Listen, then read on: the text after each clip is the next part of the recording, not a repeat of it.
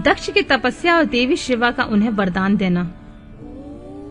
नारद जी ने पूछा, पूज्य पिताजी, दृढ़तापूर्वक उत्तम व्रत का पालन करने वाले दक्ष ने तपस्या करके देवी से कौन सा वर प्राप्त किया तथा वे देवी किस प्रकार दक्ष की कन्या हुई?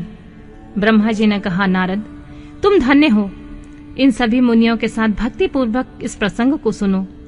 मेरी आज्ञा पाकर उत्तम बुद्धि वाले महाप्रजापति दक्ष ने क्षीर सागर के उत्तर तट पर स्थित हो देवी जगदम्बिका को पुत्री के रूप में प्राप्त करने की इच्छा से तथा उनके प्रत्यक्ष दर्शन की कामना के लिए उन्हें हृदय मंदिर में विराजमान करके तपस्या प्रारंभ की। दक्ष ने मन को संयम में रखकर दृढ़ता पूर्वक कठोर व्रत का पालन करते हुए सोच संतोष आदि नियम से युक्त हो 3000 दिव्य वर्षों तक तप किया।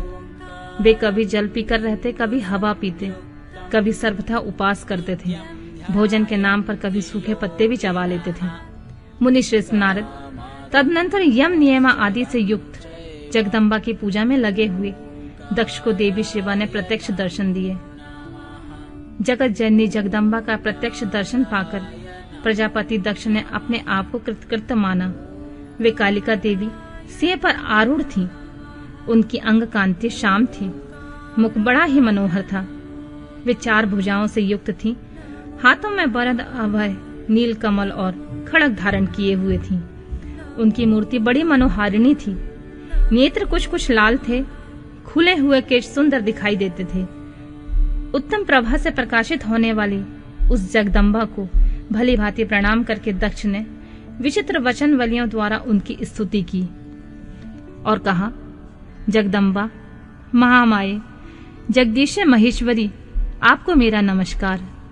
आपने कृपा करके मुझे अपने स्वरूप का दर्शन कराया है। भगवती आद्य मुझ पर प्रसन्न होइए, शिव रूपणी प्रसन्न होइए, भक्ति वरदायिनी प्रसन्न होइए। जगत जननी, आपको मेरा नमस्कार है। ब्रह्मा जी कहते हैं, मुने, संयत चित्त वाले दक्ष की इस प्रकार की स्तुति करने पर महेश्वरी शिवा ने स्वयं ही उनके अभिप्राय को जान लिया। तो भी दक्ष से इस प्रकार कहा, दक्ष, तुम्हारी इस उत्तम भक्ति से मैं बहुत संतुष्ट हूँ। तुम अपना मनोवांछित फल मांगो। तुम्हारे देने के लिए मुझे कुछ भी अदेय नहीं है। जगदम्बा की यह बात सुनकर प्रजापति दक्ष बहुत प्रसन्न हुए और उन शिवा को बारंबार प्रणाम करते हुए बोले, जगदम्बे, महामाये, यदि आप मुझे वर देने के लिए उद्यत हैं तो मेरी बात सुनिए और प्रसन्नता पूर्वक मेरी इच्छा पूर्ण कीजिए। मेरे स्वामी जो भगवान शिव हैं, वे रुद्र नाम धारण करके ब्रह्मा जी के पूर्ण रूप से अवतीर्ण हुए हैं। वे परमात्मा शिव के पूर्व अवतार हैं, परंतु उनका कोई अवतार नहीं हुआ है। फिर उनकी पत्नी कौन होगी? अतः शिवे, इस भूतल पर अवतीर्ण होकर उन महेश्वर को अपने रूप लावण्य से मोहित कीजिए। देवी, आपके सिवा कोई भी दूसरी स्त्री रुद्रदेव को कभी मोहित नहीं कर सकती। इसलिए आप मेरी पुत्री होकर इस समय महादेव की पत्नी होइए। इस प्रकार सुंदर लीला करके आप हर मोहिनी भगवान शिव को मोहित करने वाली बनिए। देवी, यही मेरे लिए वर है। यह केवल मेरे स्वार्थ की बात हो ऐसा नहीं सोचना चाहिए। इसमें मेरे ही साथ संपूर्ण जगत का भी हित है। ब्रह्मा, विष्णु और शिव से ब्रह्मा की प्रेरणा से मैं यहाँ आया हूँ।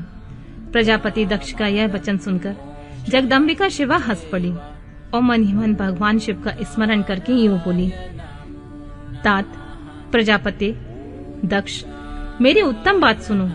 मैं सत्य कहती हूँ, तुम्हारी भक्ति से अत्यंत प्रसन्न हूँ। तुम्हें संपूर्ण मनोवांछित वस्तु देने के लिए उद्यम हूँ। दक्ष, यद्यपि मैं महेश्वरी हूँ, तथापि तुम्हारी भक्ति के अधीन हो तुम्हारी पत्नी के गर्भ से तुम्हारी पुत्री के रूप में अवतीर्ण होंगी। इसमें कोई संशय नहीं है। अनद, मैं अत्यंत दुस्सह तपस्या करके ऐसा प्रयत्न करूंगी जिससे महादेव जी का वर पाकर उनकी पत्नी हो जाऊं। इसके सिवा और किसी उपाय से कार्य सिद्ध नहीं हो सकता, क्योंकि वे भगवान सदाशिव सर्वथा निर्विकार हैं, ब्रह्मा और विष्णु के सेव्य हैं तथा नित्य परिपूर्ण ही हैं। मैं सदा उनकी दासी और प्रिया हूँ। प्रत्येक जन्म में नाना रूपी धारी शंभु ही मेरे स्वामी होते हैं। भगवान सदाशिव अपने दिए हुए वर के प्रभाव से ब्रह्मा जी की भृकुटी के रुद्र रूप से अवतीर्ण हुए हैं। मैं भी उनके वर से उनकी आज्ञा के अनुसार यहाँ अवतार लूंगी। तात, अब तुम अपने घर को जाओ। इस कार्य में जो मेरी दूती अथवा सहायिका होगी उसे मैंने जान लिया है। अब मैं शीघ्र ही तुम्हारी पुत्री होकर महादेव जी की पत्नी बनूंगी। दक्ष से यह उत्तम वचन कहकर मन ही मन शिव की आज्ञा प्राप्त करके देवी शिवा ने शिव के चरणार बिंदों का चिंतन करते हुए फिर कहा, प्रजापति, परंतु मेरा एक प्रण है, उसे तुम्हें सदा अपने मन में रखना चाहिए। मैं उस प्रण को सुना देती हूँ, तुम उस सत्य को समझो, मिथ्या ना मानो। यदि कभी मेरे प्रति तुम्हारा आदर घट जाएगा तब उसी समय मैं अपने शरीर को त्याग दूंगी, अपने स्वरूप में लीन हो जाऊंगी अथवा दूसरा शरीर धारण कर लूंगी। मेरा यह सत्य कथन है। प्रजापति, प्रत्येक सर्ग या कल्प के लिए तुम्हें यह वर दे दिया है। प्रत्येक सर्ग या कल्प के लिए तुम्हें यह वर दे दिया गया। मैं तुम्हारी पुत्री होकर भगवान शिव की पत्नी होंगी। मुख्यतः प्रजापति दक्ष से ऐसा कहकर महेश्वरी शिवा उन्हें देखते ही देखते वहां से अंतर ध्यान हो गईं।